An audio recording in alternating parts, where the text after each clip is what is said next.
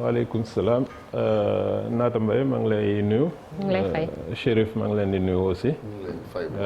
di profiter nuyu téléspectateurs yëpp aussi.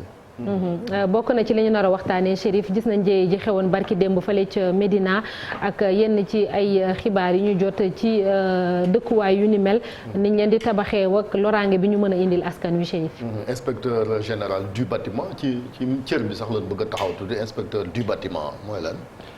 Inspecteur général des bâtiments. loolu mooy en fait inspection générale des bâtiments direction la ci biir direction générale de la construction et de l'habitat boo xam ne li ko tax a jóg mooy appliquer code de la construction. donc code de la construction bi 2009 biñ ko voté ba pare dañoo créer service bu ñu tuddee inspection générale des bâtiments. pour lépp loo xam ne ci biir code bi la nekk nit ñi bu ñuy tabax ñu inspection générale des bâtiments mooy taxaw pour fexe ba code boobu ñu suivre ko ndax pour bâtiment yi dëgër am durabilité respecter sécurité des personnes et des biens léegi nag kuy jiite inspection générale des bâtiments moom inspecteur général des bâtiments lañ koy tudd. mais bu ñu xoolee nag sur le terrain monsieur l'inspecteur li xew ci Médina dana ñëw ñaari doomu aadama ñàkk seen bakkan mooy effondrement boo xam bërki démb lu ko waral déjà cause yi. Chérif balaa may comme tàmbali danga may may rek ma jaale ñoo xam ne njaboot ñoo xam ne dañoo perdre seen doom wala seeni mbokk ci accident boobu. di ñaan yàlla xaare leen àjjana. en même temps di ñaan ñoo xam ne dañ cee am ay gaañu ñu wér ci nu mu gën a gaawee. donc cause accident boobu donc suñuy service dem nañ démb donc saytu ak kii bi. bâtiment bi boo ñu def sax seen rapport technique donc lan mooy cause bi du sax dal moo daanu mais escalier moo daanu donc boo xoolee bâtiment bi biñ koy njëkk a tabax R+1 la woon après mu yàgg comme ni ñuy def nii rek chaque fois jékki-jékki rek ñu tegaat beneen léegi ci terrasse bi nag xam naa foofu la daara bi nekk ñu tegaat beneen escalier nag pour àgg ci kaw. escalier boobu nag niñ ko liggéeyee c'est pas conforme à la ci normes yi niñ ko liggéeyee baaxul donc loolu benn niñ ko liggéeyee dëgërul baaxul deux mooy dafa dem ba weñ yi ci nekk lekku ba jeex. waa fer yi corrodé wu ba xaw a jeex. donc loolu moo tax premier palier bi dernier palier bi moo màbb léegi nag comme le cas souvent benn dal bu wàddee rek day yóbbaale yeneen yi donc palier escalier boobu mu wàddee nag moo yóbbaale yeneen palier yi loolu moo andi.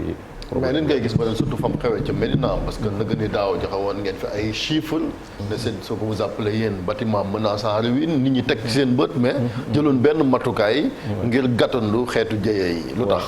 donc Chérif boo xoolee bâtiment yooyu ñuy wax nga xam ne ëppoon na téeméeri bâtiment menaçant en ruine donc inspection générale des bâtiments xëy na peut-être amoo information bi mais bâtiment yooyu ñi identifié woon.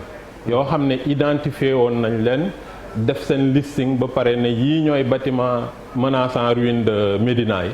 yooyu yëpp ba mu jeex takk. inspection générale des bâtiments def na contrôle boobu ba pare yooyu yëpp. nga xam ne am na sax boo demee ci bâtiment yooyu am na yoo xam ne démolir nañ leen déjà. am na yoo xam ne seen boroom jaay nañ ko ba ñu ngi en cours de démolition donc yooyu 52 démolir nañ leen wala en cours de démolition. donc mooy sur 1000 et quelques 52. non 1000 et quelques c'est au niveau national. Médina moom c'est une centaine. 627. waaw Médina plus de 600 à Dakar. non loolu c'est dans tout Dakar mais moom question bi mu posé. c'est concernant la Médina. Médina c'est une centaine donc yooyu yëpp yi ñuy identifier.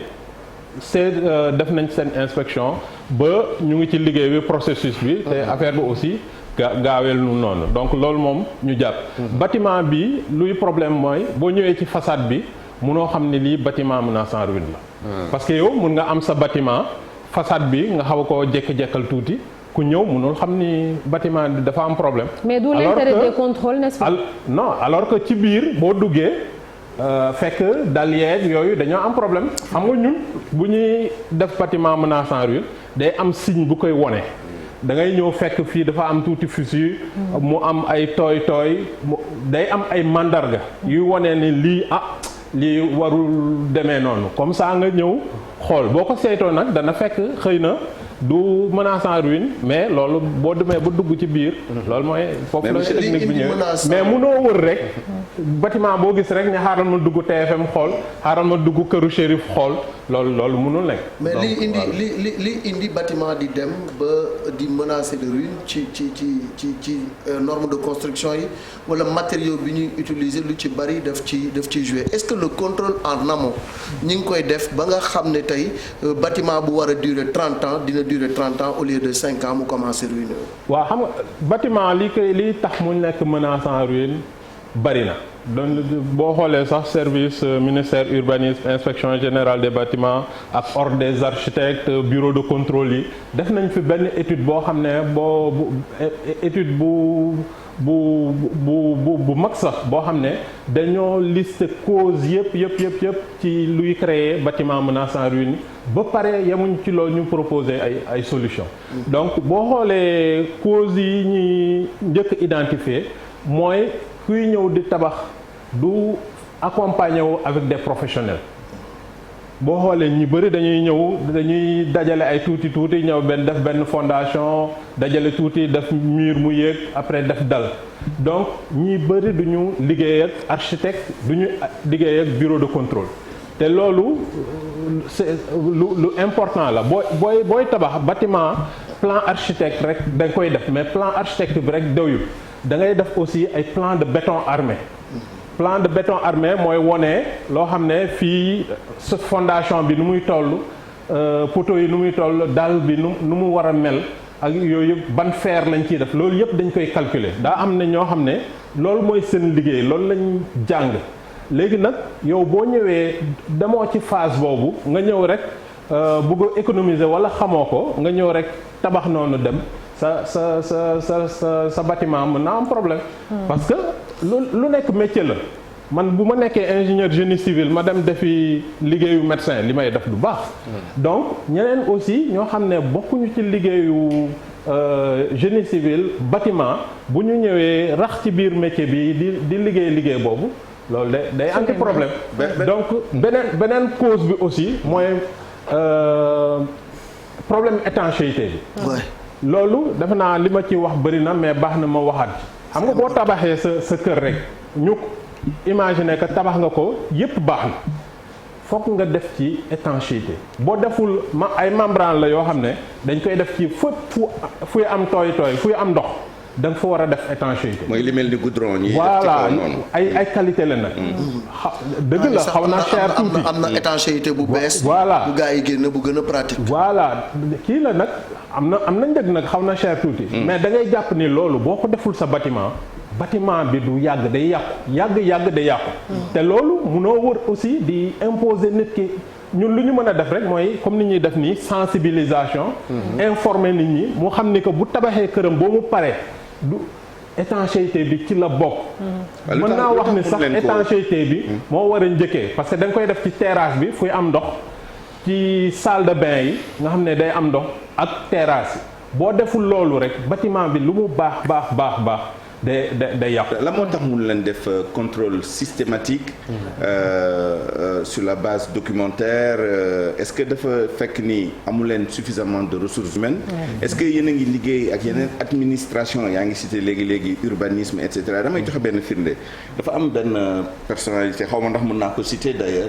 bu signalé récemment.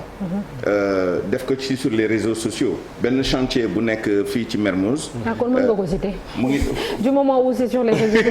Alors pour ne pas le citer Bruno Venn qui depuis quelque temps mu ngi envoyé ay photos benn chantier bu nekk foofu et il a vu que dañoo def benn coffrage décoffré d'après lui en 24 heures. cage d'escalier. non benn chantier bu ñu gas sous-sol commencé teg fondation yi am ay poteaux yu commencé jóg mu gis ni vraiment temps bi ñu def pour coffrer décoffrer ba pare mu taw mu taa et cetera il est en train de lancer des alertes depuis des jours pour dire que ni bâtiment bi bés bu sottee bu amee accident bu mu bett kenn est-ce que am na benn voie bu leen nit ñi mën a saisir def ay alerte pour woo leen pour ngeen dem xool yenn yi sinon en tout cas en règle générale comment vous vous débrouillez vu nombre de chantiers yi am Dakar en particulier mais au Sénégal en général pour mën a def inspection pas systématique peut-être mais au moins les cas les plus importants ngeen mën leen saytu. waaw kii inspection yi boo xoolee chaque jour service inspection générale des bâtiments dañuy def ay tournées. que ce soit à Dakar wala dañuy cibler zone yoo xam ne gis nañ ni foofu la tabax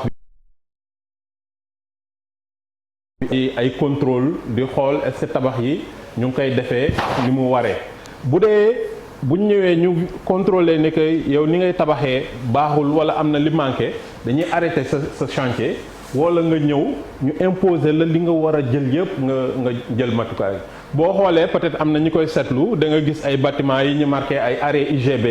donc yooyu boo ko gisee peut-être ñu bëri gis dana koy gis. yooyu c'est des bâtiments yoo xam ne inspection générale des bâtiments moo leen arrêté. pour ñu parce que seen kii li ñuy liggéeyee man loolu gis naa ko Sacré-Cœur. avec l'inscription arrêt IGB. mais chantier bi di poursuivre. waaw am na ñoo xam ne nag à leur risque et péril. dañuy outrepasser loolu. du ñu respecté loolu c'est à leur risque et péril. yaa na def pour contraindre leen justement wala ay sanctions. loolu sa kaso sax xaj na ci. buñ ko ma jaarale information bi. loolu c'est sanctionné par une peine de prison ku ko xamul nag nga xam ko tey. bon malheureusement incivilité moom muy fépp. mais am na ñu bëri ñoo xam ne boo leen arrêté. dañuy ñëw mais ngeen moyen ressources humaines surtout pour mën def comme ni Souleymane. ak logistique si dañuy bon moyens yi moom c'est vrai que moyen bi du doy mais loolu warul nekk warul tere liggéey bi jaar yoon suñuy liggéey dañ koy def. dafa laaj jumtuwaay tamit bu leen tirer la couverture du côté du ministre parce que vous devez avoir les moyens de vos ambitions et de votre travail boo leen ko amul mën leen def liggéey bu. loolu je ne dis pas le contraire c'est vrai loolu. les moyens sont dérisoires et nous sommes au courant que vous êtes combien en tout. presque non xam nga débat yooyu boobu kii c'est déjà ça a déjà fait le buzz bëgguma dugg ci kii mais quand même y a eu des efforts. matu leen daal maanaam voilà y a eu des efforts. yoo xam ne ça nous permet aujourd'hui de travailler mais bu ñu amee plus ñu jël. mais loolu warul nekk du loolu moo war a cacher li ñu war a def parce que yow boo nekkee ci tali bi ñu arrêté la waroo nekk ay bon parce que damay def infraction parce que amul policier moo tax. loolu du nekk wax. sinon bu ma bëggee continuer aussi ci cause effondrement boobu. andi naa benn affaire yow sax yaa ngi wax doj en fait doj la ci boppam. lii la ñuy wax cale à béton. xaw ma écran bi caméra bi voilà donc lii la ñuy wax cale à béton bii bu 2,5 centimètres am na yoo xam ne par rapport à type construction bi mun na nekk ba 5 ba 6 mais lii sa bâtiment loo ci def ci ay millions loo ci def ci qualité boo deful cale à béton bari na ay xeet du baax du baax te lii ça coûte rien parce que lii baa nga boo ko tegee ci ginnaaw fer bi lañ koy teg fer bi bu nekkee nii nga teg ko ci ginnaaw fer bi takk ko ci c'est pour bu ñu couler béton bi du tafu ci fer bi nga xam ne boo décoffrer rek di nga gis fer yi loolu lii mooy tere loolu lii nag coffrage bi mooy nekk ci ginnaaw nga xam ne boo couler béton bi lii la ñuy wax cale à béton pour enrobage la ndax béton bi day enrobé wu fer bi day nekk ci biir béton bi nga xam ne loolu da koy protéger contre l'air contre l'eau parce que loolu mooy tax fer bi di xomaat loolu nag loo mënta def ci qualité ak xaalis ak ciment ci sa bâtiment defoo ci lii sa bâtiment bi du yàgg te lii ça ne coûte pas un franc parce que lii béton bu ñu koy defaree sax moom du saf comme béton bi ñuy tabaxee te place su béton lay jël donc du dépense supplémentaire donc cale à béton mun wax ni que ça coûte 0 franc dans la construction. mais nuñ ko mën a amee da nga koy rek prévoir. da ngay def benn planche rek ci suuf. defar ko couler ko tracé ko bu muy tooy rek. loolu liggéeyu maçon yi la. nga tracé ko mu ngi ni fil de fer yi. c'est pour mun koo takk ci fer bi nga samp ko ci bi muy tooy. bu woowee jàpp na après nga ñëw. teg ko balaa ngay couler rek nga teg ko ci couler. te loolu tabax yi koy utiliser bëriwul. parce que ça demande un peu juste de planification nga defar ko à l'avance. ñëw teg d'accord te jarul.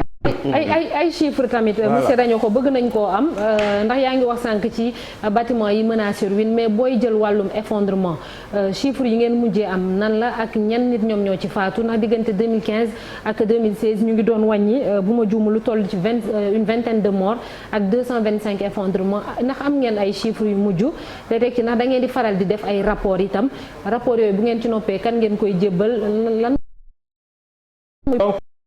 ci chiffre effondrement décès yeeg yooyu ñun duñu tenir kii boobu contact boobu donc am na ay yeneen service état yu ñun luy suñu liggéey mooy bu ñu gisee nii bâtiment dañuy jóg à l'avance pour def prévention waaw pour def prévention li ñuy def yi am na xam ne da nga leen di arrêté ñu foog ne da nga soxor wala lan mais du pour loolu c'est pour leur bien yow boo jëlee say millions lépp par exemple 30 millions 40 millions investir ko ci benn bâtiment ngay tabax eggagul mu daanu mais bor boobu tegu ca kaw yow sànq yaa ngi doon wax ay waxi intérêt imaginez un particulier bu am benn salaire am la am mu leb 20 millions banque pour 15 ans fay ko muy tabax affaire bi daanu mu war a fay xaalis boobu war a wut leneen li mu tabax. donc loolu drame loolu c'est un drame social. et le pire c'est pas ça. le pire mooy nga defar ko. loué dëkkoo fa. muy dal ci kaw nit ñi. c'est ça aussi. donc ñun liggéey mooy prévenir accident yooyu. accident nag bu amee aussi danañ ñëw xool cause bi ak des fois du bâtiment bi yëpp mooy daanu benn bâtiment mooy daanu ñu xool cause bi xool est-ce que le reste bâtiment c'est menaçant ou pas. bu dee c'est menaçant ñu wax ni.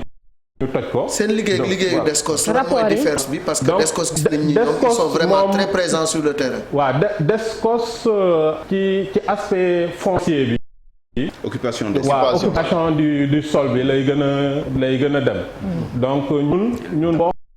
mais dinañ travail de contrôle aussi. si dañoo travail ensemble ñun si bu ñu ñëwee ci ñu wàllu lu ñu bokk ak Descos ci wàllu boobu mooy permis de construire bi. moom la ñuy vérifier mais ñun dañuy vérifier en plus.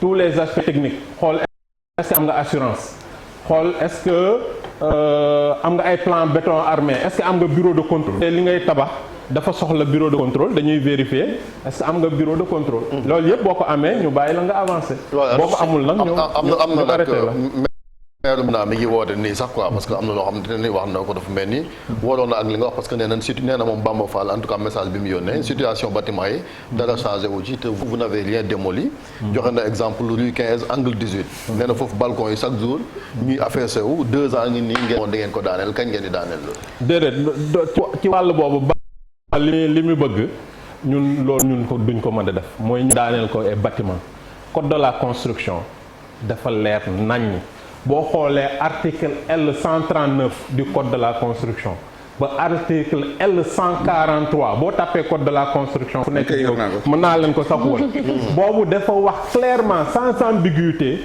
ni démolition bâtiment menaçant ruine collectivité non pas collectivité d'abord c'est le propriétaire moo ko war a def propriétaire bi ci moom mooy charge am responsabilité bi borom kër gi nag ku koy sommé ñun lu ñuy def mooy ñëw def rapport technique bu ñu defee rapport technique ñu jox ko mairie bi nag mooy def acte de péril boo xam ne moom lay wax propriétaire bi sa bâtiment bi dara baaxu ci daanee ko loolu mairie bi moo koy jox propriétaire jox ko nag délai ni ko am nga 1 mois wala 2 mois pour daanee ko bu ko daanewul nag code de la construction article L139 loolu du man sama wax ba L143 moo ne collectivité locale bi moo ko koy imposer loolu ku dem ku nekk code de la construction di nga ko fekk léegi nag bu fekkee collectivité locale mairie bi amul moyen pour dem daane bâtiment bi wala bëgg na épargner clientèle politique am loolu munoo ko wax ni inspection générale des bâtiments la boo bëggee ñëw génnee nit ñi bëggoo ñu meree la donc loolu du ñun nga koy teg donc damay wax Bamba Fall moom mu dem liy liggéeyam mu def ko voilà autorité administrative aussi dañuy gis des fois voilà le sous-préfet sinon par rapport à li ma wax ni loolu du deñ dañoo travailler avec les services techniques de la mairie ñu àndi ñu liste ni lii ak lii ak lii bii bâtiment ñu def des semaines wër bâtiment yooyu yëpp liste ko te rapport technique yi sont en cours am na yoo xam ne c'est en cours de démolition am na yoo xam ne procédure bi eggul maintenant nag bâtiment bi daanu nii bii bokkuloon ci liste bi ñu jox bii bokku ci. kon maanaam chiffre yi ñuy joxe sax mën na koo ëpp maanaam. non parce que bii li ma waxoon sànq. mooy li nga wax sànq amul mandarga buy wone mais wax nañu foofu rue 15 angle 18. Oumy Samb am na benn laaj Chérif. après cité na fi rue 15 angle 18. non moom laay wax xam nga ba kii boo xam ne def nañ rapport bi boo xam ne kii dañ ko war a démolir ba pare rapport technique bi c'est prêt mooy rue 15 angle boobu ngay wax ñun suñu liggéey jeex na foofu ñun duñu ñooy ñëw di toj bâtiment maintenant moom mën na xool peut-être ak autorité yenn bu dee moom amul moyen def ko mun na xool lu mu négocier avec l'État xool nu ñu jàppalante ba toj bâtiment mais ñu wax d'abord que toj bi c'est à la charge du propriétaire d'abord.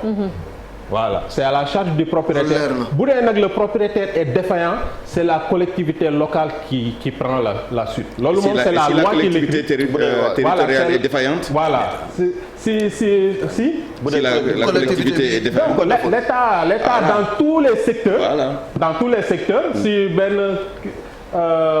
membre défaillant l'État en dernier lieu est responsable. Déjà les collectivités locales les mairies c'est un démembrement de l'État. Dernière question. ma bu bëgg rek aussi vraiment ñun ak service mairie yi vraiment on a les services techniques agent envoyé monsieur Sy on a travaillé en bonne synergie vraiment Bamba Fall maa ngi koy ñaan rek mu bañ a dugg ci kii yooyu quoi parce que man moom ay affaire kiiwu politique yi bugguma ci woon sax dugg.